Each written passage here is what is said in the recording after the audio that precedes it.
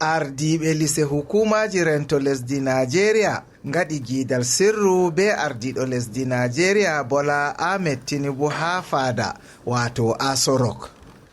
Gidal ardiɗo lesdi be ardiɓe hukumaji rento andirangal National Security Council meeting majum waɗama on ha yake dereke'en ha lesdi ndin ɗo ngaɗa wankore dalila saɗirmaji ɗi jabruɗe ɗe gomnati mobgal lesdi les ardungal Tinubu hoosi ngaddani ɓe. Wankore bo nde nasti nyalomare joyabre yande altine ɗo. Nder tawaɓe ha jonde be Tinubu man woodi ballowo ardiɗo lesdi Nigeria Alhaji Kashim Shettima be sawrowo ardiɗo lesdi dow ko larani rento Malam Nuhu Ribadu be ministajo gallure Abuja barista Nyesom Wike be ardiɓe lise soje en lesdi Nigeria wato Chief of Defence Staff General Christopher Musa be ardiɗo soje en lesdi wato Chief of Army Staff be nanta mo soje en Asama Chief of Air Staff hautade be mo soje en ndiyam wato Chief of Naval Staff.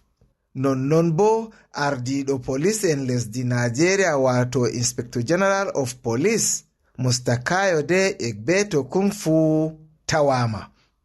Non bo ardiɗo hukuma Custom, Immigration, Civil Defense, NIA be hukuma police sirru wato DSS fu njaliri ha jonde man. Haragare jonde maɓɓe be Tinubu on ardiɗo agal soje en lesdi Nigeria fu wato Chief of Defence Staff General Christopher Musa wolwani tefoɓe kubaruji ha fada. Kwanaki mun zo mai magana da shugaban kasa muka yi mishi bayani akan matakin da muka sa a kasa. On andi balɗe saliɗo min gari min andini ardiɗo lesdi jabruɗe ɗe min koosi ngam taskitango fuɗɗuki wankore ha lesdi ɗo. Jotta ko moye fuu laari ko min sappino dow woɓɓe kutiniran be wankore man ha ummingo fitina ha lesdi ɗo. Hande bo min gari ngam andingo mo jabruɗe ɗe min taskitani hoosugo yeeso yi'ugo wankore nden fuɗɗi. Onon fuu jotta on gino ɗum laati woɓɓe nder waɗoɓe wankore man ma ɗon mbela tutawal lesdi yaasi wato ngar Rasha. Ɗo ɗum nyamuki amana lesdi on mo ɗum nangi fuu woyira hoore muɗum. Duk wanda aka kama shi yana wannan ya kuka da kanshi. Ha fahin woɓɓe ɗo ewna dow soje en jafta laamu wala ko larani amin be laamu kuuɗe amin fadduki didaɗi lesdi ɗo on. Min fuu amin soje en ko'e amin ɗo hawti min ɗo kuuda kanjum bo min tabitini ardiɗo lesdi. Muna magana da juna muna aiki mu tabbatar cewa ƙasar mu ta zama da lafiya. On daari bononda ka ɓe ngaɗi ha Kano, Kaduna be gure luttuɗe. Njawdi ndi ɓe bonni ɗum njawdi yimɓe on. Min andi woodi saggarle ɓe hokkata ɓe ceede ɓe ngurta ɓe ngaɗa bononda man. Min ɗo tora waɗoɓe ɗum ɗacca nangaɗo fuu woyra hoore muɗum. Muna roƙon jama'a su bari kada su yadda wani ya tura su.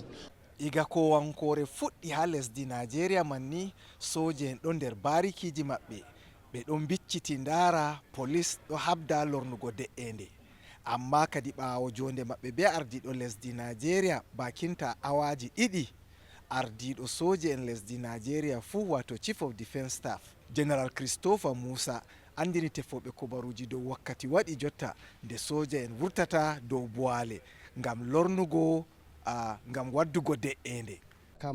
In ta kama kuma ya kai lokacin da sojoji za su fito. Laɓɗum min ɗon gi'a jotta kam wakkati waɗi nde soje en gurtata ngam lortingo jonde jam be de'ende. To jotta luttini ko waɗoɓe wankore man nanananmo ko ɓe nanantamo wakkati on tammi hollugo. Iga saare laamu lesdi Nigeria Umar Aliyu ko de Radio International be TV.